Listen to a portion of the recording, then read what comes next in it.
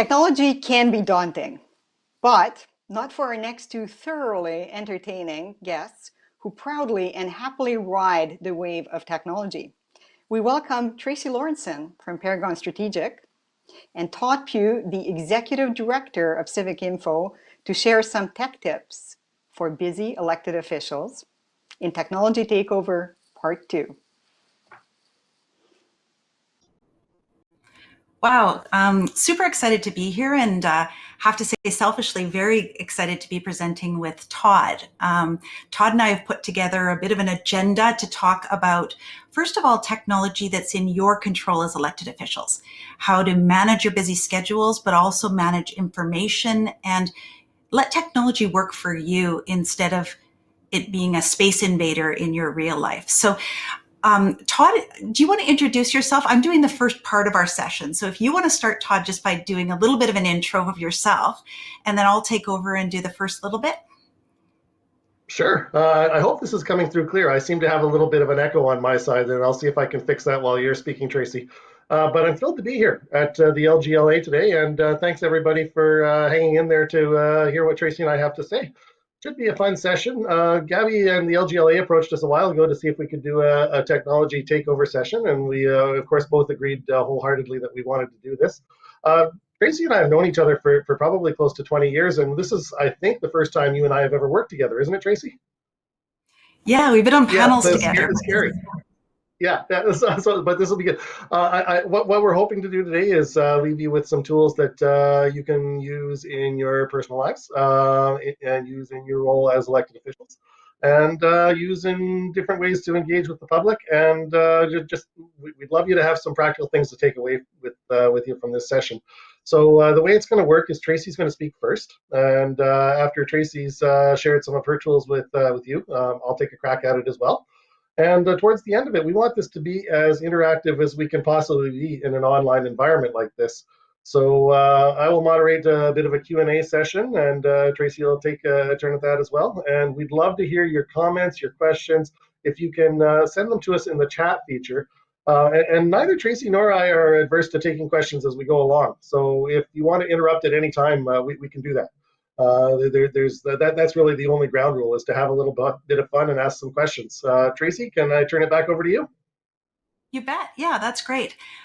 So Todd and I have been talking about basically your elected officials have been inundated with technology, and personally, I've been really impressed by watching my colleagues just probably advance 3-4 years in a single year, and just see a lot of people who a year ago would have described themselves as technologically nervous hop on board with technology. But that said, what we're also seeing is some real challenges with managing the amount of information and interaction that folks have with technology. So what Todd and I would love is just if you could throw in your favorite technology ideas. Todd and I are going to put together a listing with links at the end of our session about some of the things that we recommend. But for those of you who know me well, and I see some of my favorite people already in the chat here, I love technology.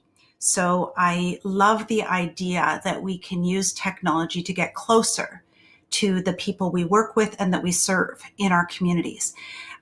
But we're also going to talk a little bit about how do we protect that? Because one of the things that I'm seeing is with increased access through technology, I'm seeing a lot of elected officials under a tremendous amount of pressure with their elected work really bleeding into their personal lives.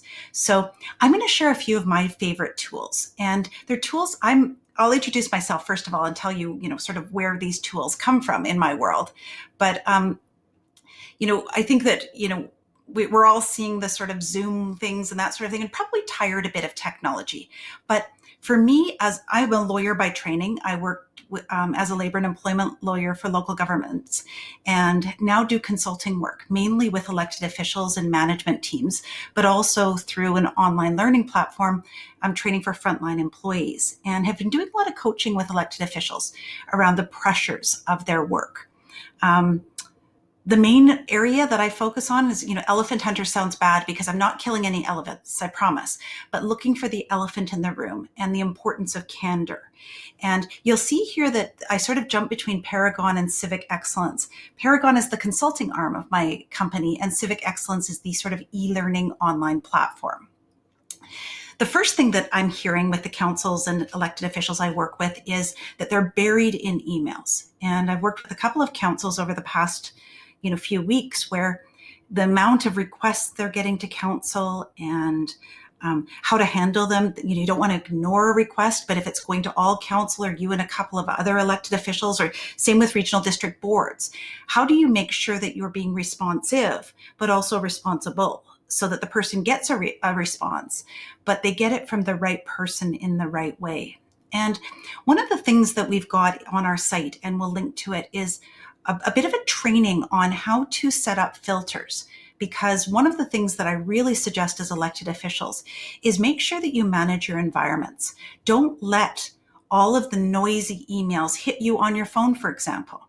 Don't let them follow you wherever you go. Make sure your most important emails are going to your mobile device, and the others are waiting for you when you have a chance to log in and have sort of a reasoned consideration of technology. One of the main reasons is so that nothing falls through the cracks, because if you're opening things on your mobile phone. And so I'm curious, for those of you just in the chat, how many of you have good filtering so that emails, for example, that are CC'd to all of council don't come to your mobile device? Or emails, you can set it up so if it's only where you're in the to line, or certain types of emails with certain types of words. But if everything is hitting you wherever you go, I've got to tell you, with all the other stress and pressures elected officials have on them, managing those notifications is probably the best advice I'll give you. And again, it doesn't mean that you're not going to watch those emails, but it does mean that you're going to watch them when you're ready to process them. And one of the things we've been doing work with councils on is also email protocols. I see some of my colleagues from the city of Kamloops here, and the ability to perhaps have the acting or deputy mayor be the primary respondent to your emails by creating a special forwarding for whoever's in that role. So looking at different ways to manage that, instead of being a victim to email, how do we make sure it's enriching our relationships with our colleagues? So again, right message, right place, right device. And for the most part, that means not having everything come to your mobile phone. There is absolutely nothing about being an elected official that requires you to respond within minutes. And in fact, a reasoned response within a few hours or a day by the right person is often more valuable. Todd, feel free to hop in, by the way, as we're going along here. Next area is, I'm a huge fan of booking software. So I think it's, in 2021, the ability for elected officials to have people be able to book a 15-minute call with you. There's free tools that allow you to do this. And what this essentially allows you to do is you link in your calendars, whether it's Outlook, Gmail, and then you put forward, I have, for example, on mine, a 20-minute phone call or a 45-minute Zoom call. Somebody, instead of playing phone tag or email tag, can go right onto my booking software, choose a time that works for them, and have my dedicated attention. It only shows them the times where I'm available. And one of the things that I really suggest you do as an elected official is also use technology for time blocking. So don't necessarily take calls 24/7. Encourage people to book with you, and maybe you decide that mornings are the best time to be on the phone because you're out running around later on. But all of the technologies that I'm talking to you about are less than $10 a month, and you can implement them yourselves or as part of your entire council. And again, there's a number of free tools, and we'll list them, or even, for $10 a month if you want things that are a little fancier. Todd, any comments on that? We can do a quick, I see Vanessa doesn't know how to have different filters. We can do a quick little, short video on how to do that. Todd, any comments on that? Oh, I think Todd might be muted. Here's another one. I don't know about you, but first of all, I'll confess, I probably have more technology than anybody else on the call. I've got 400 different pieces of software, which is ridiculous, I know. But what that means is I've got an awful lot of passwords as a result. And one of the things, first of all, I think you've all been told don't write them in a notebook. But there are a number of password management tools that are very trustworthy, but also free or near to free. Again, less than $10 a month. And to me, one of the big themes that I want to talk to you about is not ever to do an end run around your IT departments, but to look as well for tools that the private sector, the entrepreneurial sector is using to stay current and connected, because there's a lot of, products out there that would really change the way we operate if we just leaned into, sort of I've got a webinar, Run Your Local Government Like a Startup. But what this allows you to do is you set all your personal passwords, and it's got a click on your browser where every time you log into something, it saves it in this password manager. And so then you go onto your phone and the password's saved there as well. Chrome does this if you use the same browser. So don't switch between Safari and Chrome. And if you don't know how to set your default, that's another thing that just make a note, because if you're in the same browser, often you can have your passwords saved there as well. Just glancing over at the chat. Yeah, Arjun, it's a lot. I get that. So I'm just going to click through here. I had to pick, this was sort of hard. Todd made me pick my favorites, and he picked his favorites as well. Online facilitation tools. A lot of you are connected in the community even beyond your elected work. So whether it's mind maps or, virtual whiteboards where you can collaborate remotely, the notion of Zoom, I'll be honest, I'm kind of a Zoom fan because you can stare at everybody's face at the same time. It's got a lot of negatives for sure, but it also allows us actually to interact from our homes. One of the things about online facilitation, though, is the need to find tools that do that relatively easily. I use a lot of mind mapping. Mentimeter is one of my personal favorites, where you can actually vote on, this is an exercise I did with one council where they could vote on, and I think this one's about $20 a month. But you can say, as a council, let's have a workshop on how we make decisions. What should we consider? Does it align with our strategies? Blah, blah, blah. You get people to put those in order of importance, and you get closer to making good decisions. This shouldn't be used to make your decision, but it can frame the way that operates. Todd and I are going to talk a little bit more about collaborative tools in the community as well towards the end of the session here. I always talk really fast, but managing your projects and performance. We use a tool called ClickUp, but what I really encourage elected officials to do is to find a tool that you can use, not just to manage your calendar, but to manage the things that you have to get done. This is, a platform where you can see this is a local government that has put their strategic priorities onto into this project management tool. And you can basically see their different progress, who's responsible, what strategic theme it fits into. But these Trello, ClickUp, Asana all have free plans where you as elected officials can go in and put the different initiatives that you're working on and just get familiar with really these tools are about the challenge of elected office, where you're getting all this information coming at you. You have to gather it, attach significance, and then often communicate it back out after the fact. Online learning, we're modeling this right now, but the use of technology, there's free courses online. You've got the LGLA really leading the way with UBCM, LGMA. We have an online learning platform, which we're going to talk a little bit more because CivicInfo does a lot of this, and Todd will talk about some of the real leadership that they're providing in the sector around making it easier for folks that are remote at a cost-effective basis to connect. We'll talk a little bit more when Todd and I are in our dialogue at the end, but there's no doubt that the human connection, I'm an extrovert, so I'll say no doubt. No doubt that the human connection is more valuable than online connection. However, the ability to have interactive, the old school sort of sit and passively consume information isn't really necessary anymore. Whether it's, the ability to have virtual meeting rooms and those sorts of things. And, Yeah, we're talking about different forums. Sarah, sorry if it's all too high level.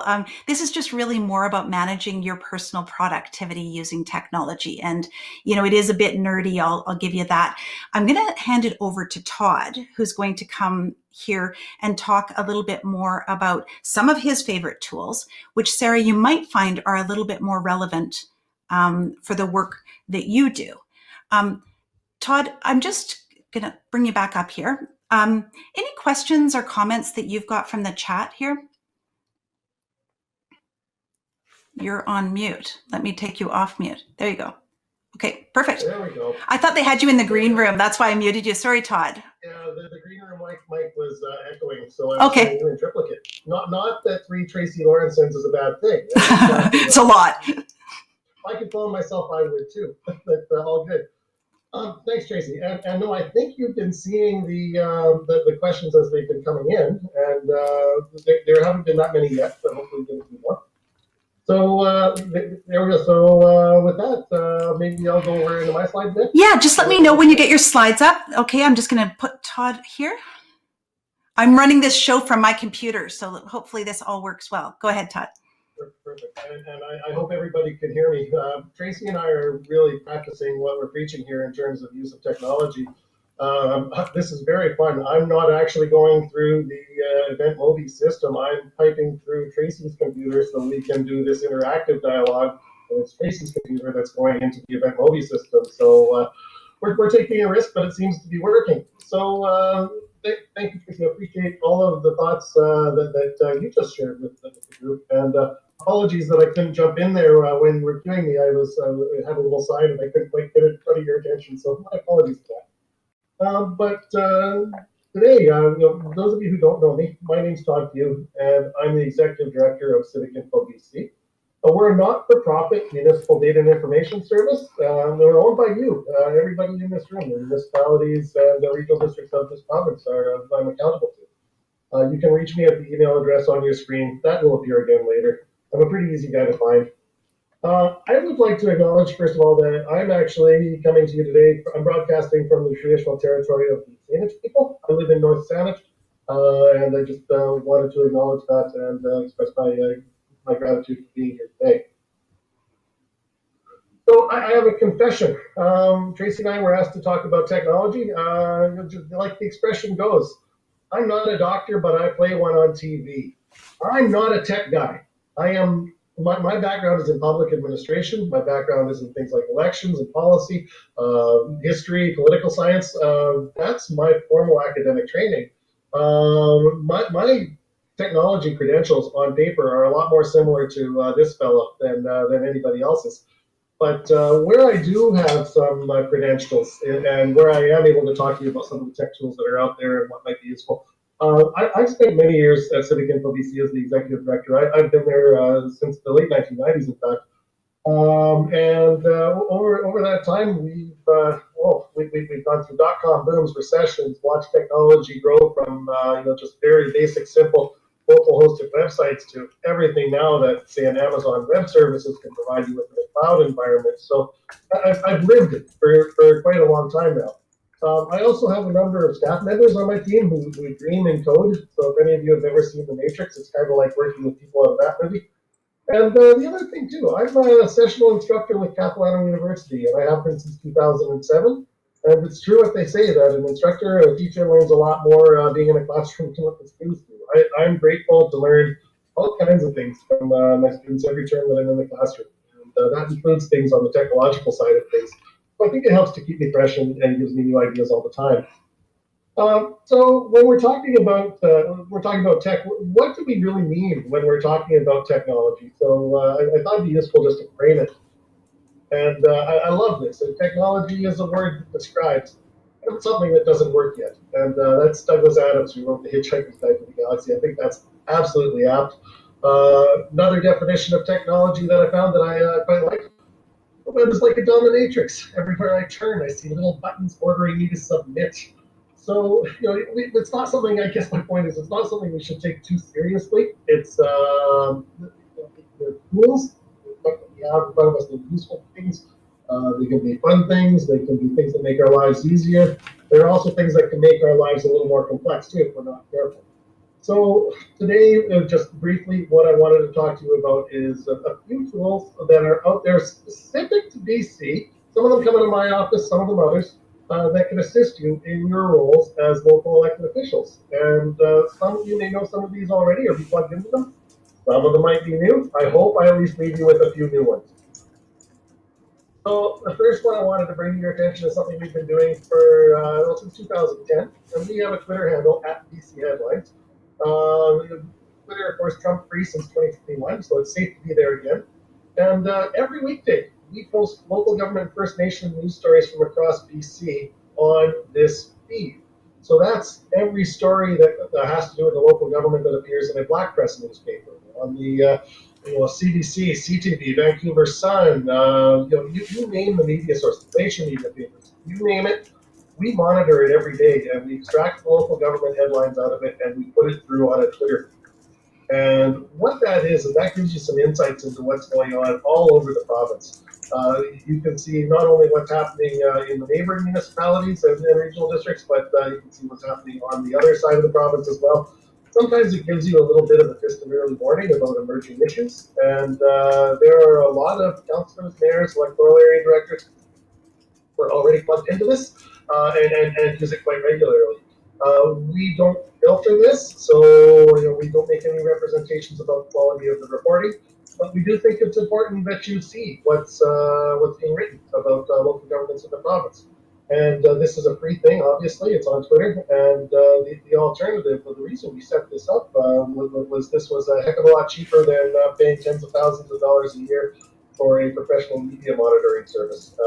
This works well. So at BC Headlines on Twitter, a fun little thing that you can use for those of you who are plugged into Twitter. It's available on the CivicInfo BC website at www.civicinfo.bc.ca as well. It's framed in there, so you don't have to have a Twitter account to actually access it. Another thing that we have, and this one I wouldn't expect folks to be familiar with at all because it's brand new. We're just starting to roll it out. We have been working at CivicInfo on a online property tax estimator for estimating residential property taxes. And what's been interesting about working with the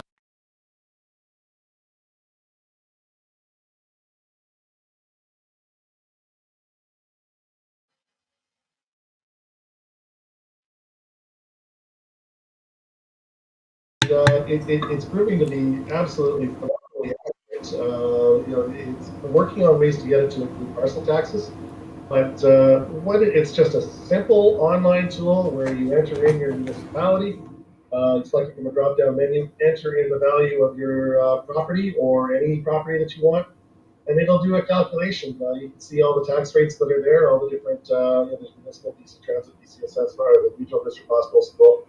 All there, adds it up, breaks it down, and you can see how the taxes on a residential property will change over a period. You can, of course, throw in fictitious numbers there, which makes this a rather valuable tool for projection purposes, for hypotheticals. If you're looking to see what the taxes might be on an average value property in your municipality, just play around with numbers and see what comes out the bottom for the total. So this is available on the CivicInfo BC members site, and there's a link to it on our website. And your CFOs, your chief financial officers, have access to this now. Again, if anybody wants to get direct access to it, contact us after the session, and we can set that up for you, no problem. This is not in plain public view at the moment. We can work with individual municipalities if there's a desire to make this available as a little plugin through one's website, and there's no cost to doing that. So just keep that in mind. A fun tool, though. Todd, could I just hop in on that one? Yeah. How do you find, what are the best ways for elected officials to use that? What do you find that, because, I'd love to know, because this is so new. Okay. This is actually the first time that it's been shown to an audience of elected officials. To date, we have been testing it with chief financial officers and with folks on the inside of BC Assessment. Excellent. So I would assume, and people in the audience can correct me if I'm wrong, that the value in a tool like this might be when you're considering your budget and when you're considering what a tax increase might be in a given year. You can play around with some hypotheticals. You can see what kind of tax increases people may have had over the last 3 years, just to see what kind of space you have to work with in a given year. So it's just a useful tool to wrap your mind around a budget, I think, more than anything else. Perfect. Thank you. You're welcome. Thank you for the question. Another little tool that we have, it's something we call CivicApp.ca, and what it is, it's a local government graphing and data tool with statistics that we bring in directly from municipal affairs, and the surveys we do along with the Union of BC Municipalities and the Local Government Management Association. This screenshot shows you the kind of things you can do with this little graphing tool. This is something that I ran in about 3 seconds just a night or two ago. What this shows, I don't know if there's anybody from Fort St. John or Dawson Creek in the audience today, but these are the residential tax rates and the business tax rates for Dawson Creek and Fort St. John. The labels are mine, but what you can see on those bar graphs is the way that the tax rates track from 2005 right through till 2020. So on the business tax rates, you can see both municipalities on a downward trajectory until maybe around 2010 or so that they start to level out. And you can also see that both municipalities have been quite even keeled when it comes to their residential tax rates over the last 15, 16 years. Quite interesting. Need to see how close they are. Need to see where they diverge. You can actually overlay different things, and you can see what the neighbors are doing, see whether there are variables that seem to be related to one another. Tracey and I were talking about this the other day, and Tracey asked me the question, well, what about context? And she was absolutely right. Context is absolutely everything. If you're running reports like this, you have to make sure you're comparing the proverbial apples to apples.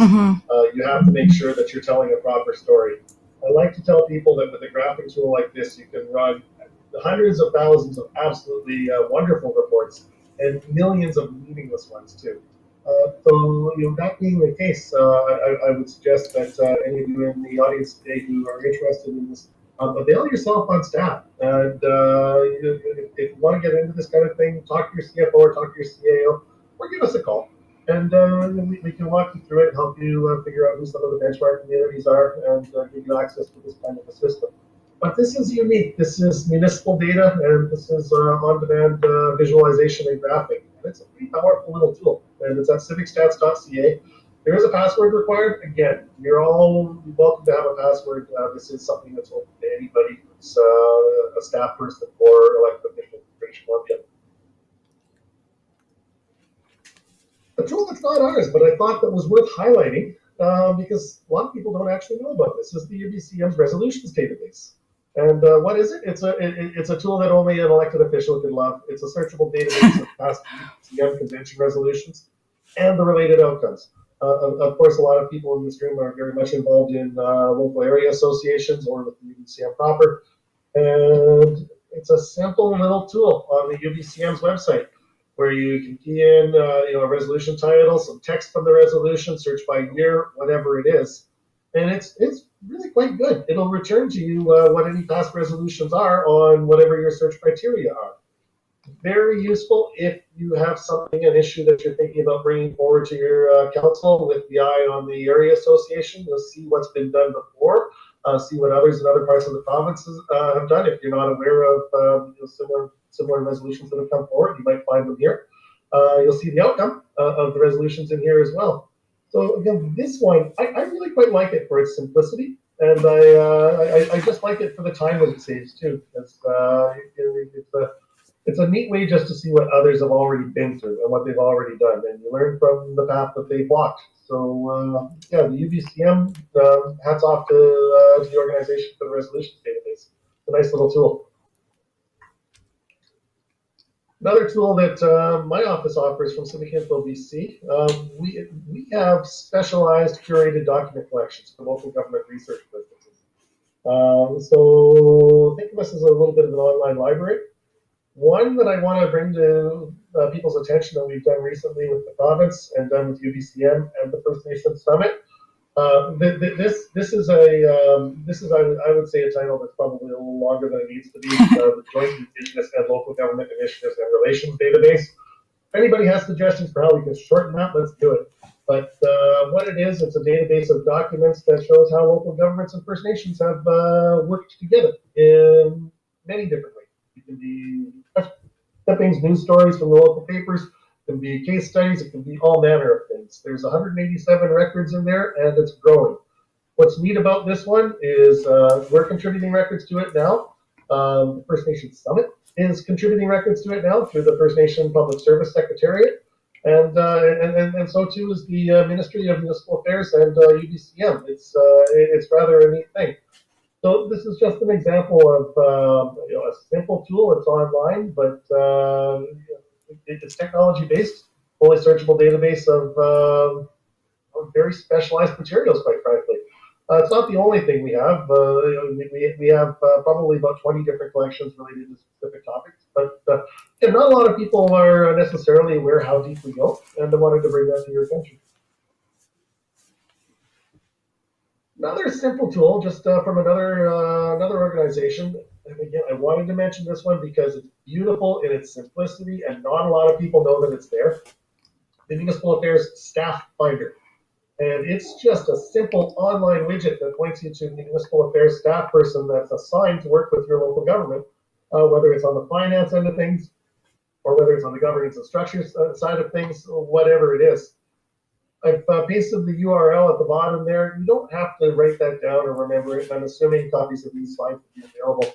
But if you click on the Contact Us link, multiple places on the Ministry of Municipal Affairs website, it'll actually take you to this. And you just put your local government in the top box there, or sorry, the local government type, select whether you're a municipality or a regional district or an improvement district.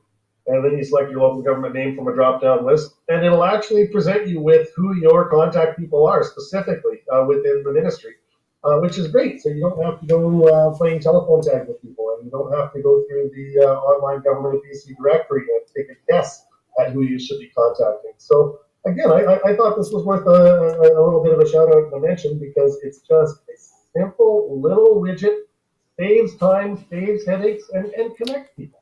It does something practical, it's something good. So that's just a fun one there that you may not have known about. And finally, one I wanted to leave with this particular audience. For years, we have run online bulletin boards and forums, normally for staff, but they are available if elected officials have groups that they want to form and want to use them too. So we registered a separate URL quite some time ago. We call it civicforums.ca. It is a very simple bulletin board. There's a screenshot of how it works. We can set things up in seconds so that there are private groups or purpose-specific groups or any subset of the local government sector that we want. So on the screenshot there, if you're looking closely, you might see that we have a group for clerks and corporate officers down at the bottom. That one's very heavily used. We had a COVID recovery response group that we archived not that long ago because it kind of fell into disuse. That happens with these things once in a while.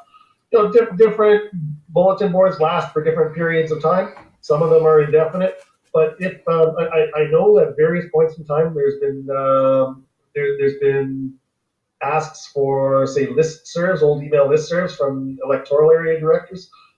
This could be an online equivalent if there's still a desire for that kind of thing. This is a great place for people who are in a common profession or a common situation, like-minded, get together, trade ideas. Again, keeping in mind one's obligations under the Freedom of Information Protection and Personal Privacy Act. You don't want to be holding council meetings or anything in this forum like this. But for casual conversation and trading ideas, these things can be great. So we're open. They're just there. We can make new groups by request. Really easy. So, just a simple tool. Those are the really quick and simple, easy ones I wanted to bring to your attention today. And those are the ones that I think might be fun for you to use useful in your roles as elected officials. Now, Tracey talked a little bit about the tools that you can use personally. I've talked a little bit about the ones that you can use in your role as elected official. If you're still on the line with me, I hope I haven't been talking to I'm with you. Microphone and everybody's no longer here. Can you hear me, Todd? I can hear you. Okay, perfect. Yeah, so excellent. This is good. We're right on topic here with the discussion. Sorry? we're right on topic with the discussion. One of the things that people are identifying, which relates to this next section, Todd, is how much they love interaction versus just sort of absorbing information.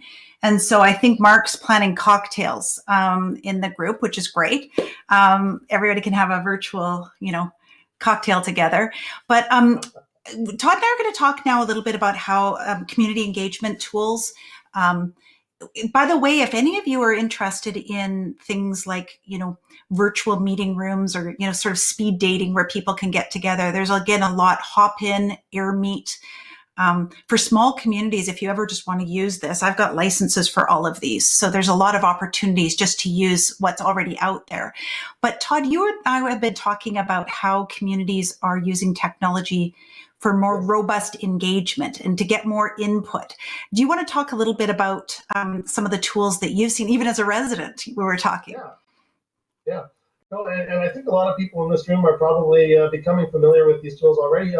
Since we've all been forced to become much more familiar with this kind of technology, I've seen a proliferation of the online engagement platforms. Specifically, there are two that have a fairly large market share here in British Columbia.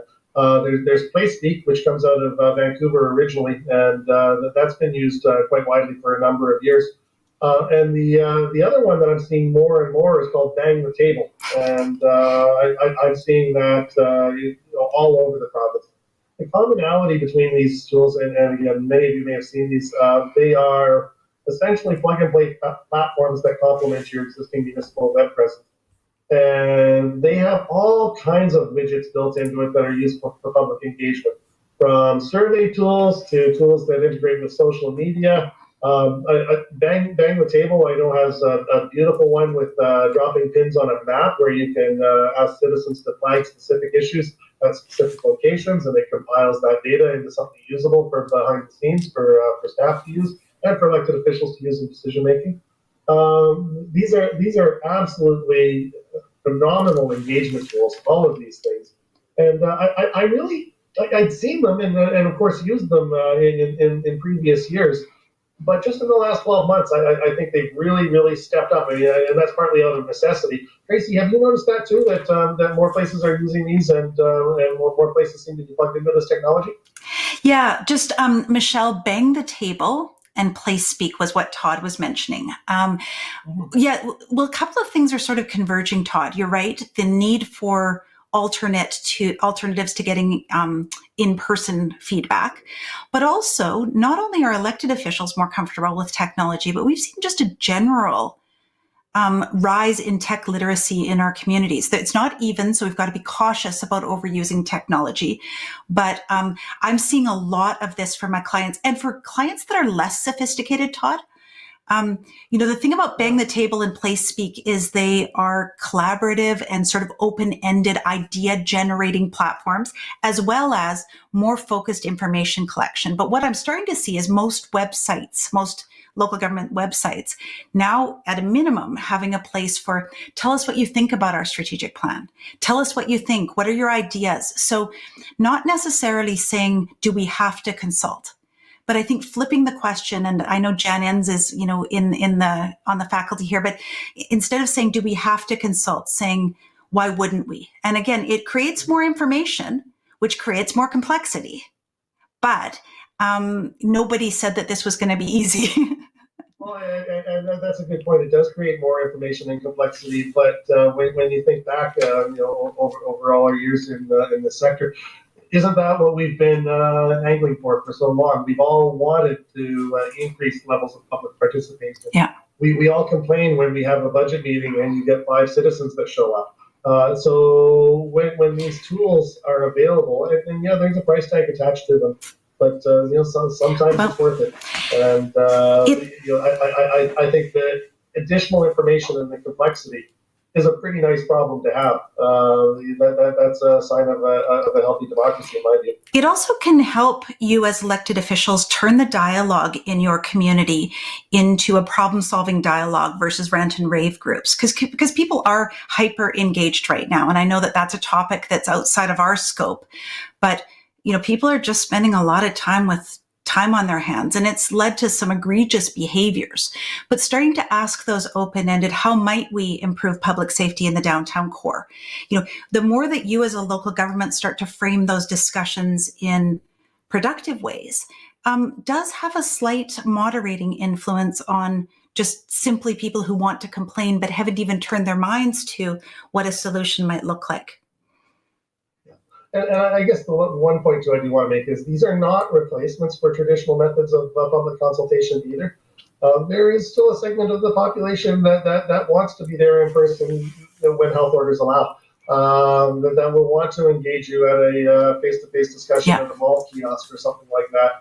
So I think these tech tools are great for engaging with large swaths of the population that you might consider the silent majority that never really used to come forward before because maybe they can't make it to an evening meeting because they're shuttling kids around to 5,000 different activities or whatever. This allows people to engage on their own time and in a safe way. And for that reason, I think they're wonderful. So, Todd, we've got drinks have been arranged in the chat after we're finished, or after the conference is finished today. I guess I want to sort of wrap up my bit in this by just saying how tremendously impressed I am with our sector and with you as elected officials, because I've seen so many people. This is the hardest year I've ever seen in local government in my 30 some years working with it for you as elected officials.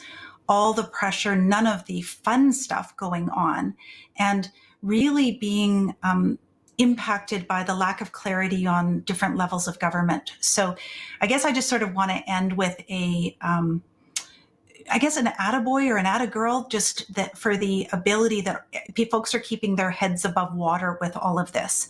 And I've really seen even people that would have defined themselves a year ago as not being able to turn on their computer, leaning into what technology can do. But what I guess part of the message that I have in this is make sure your technology is working for you, and get good at turning it off when it isn't. Nobody said when you ran for office that you had to be available like a dog on a zapper, when you're training it not to bark.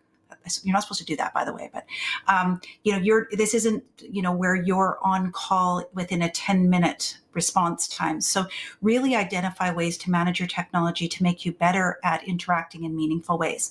Todd, do you want to have the last word? I would echo that. I think if you find a piece of technology that works for you and it's simple and it does something practical, have at it. That's a good piece of technology to use. If you get back to that quote I flashed at the beginning about technology being something that doesn't work yet, probably not for you.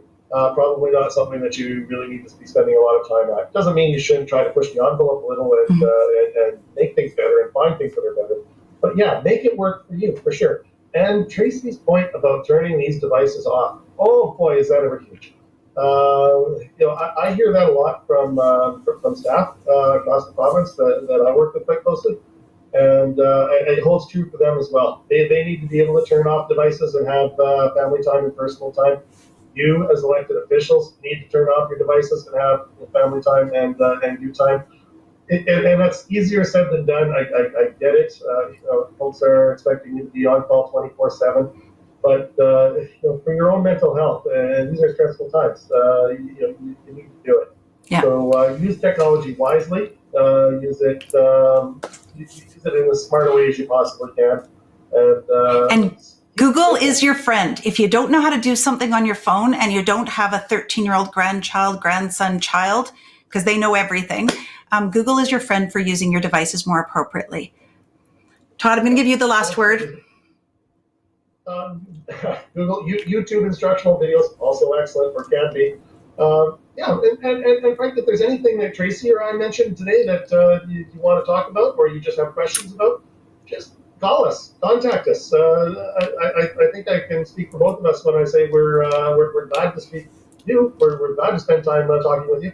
And we can elaborate on anything we've said or go and explore different tangents.